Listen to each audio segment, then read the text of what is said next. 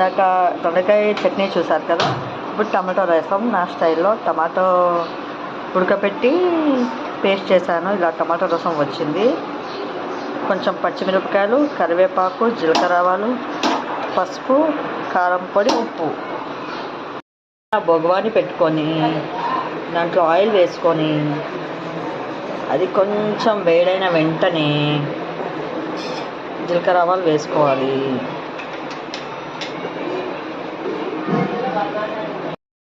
ఇలా జీలకర్ర ఆవాలు డ్యాన్స్ చేసేటప్పుడు పచ్చిమిరపకాయలు వేసుకోవాలి. అది కొంచెం ఫ్రై అయిన వెంటనే కొంచెం కరివేపాకు, అల్లం వెల్లుల్లి పేస్ట్ వేసుకొని బాగా కొంచెం ఫ్రై అవ్వనివ్వాలి.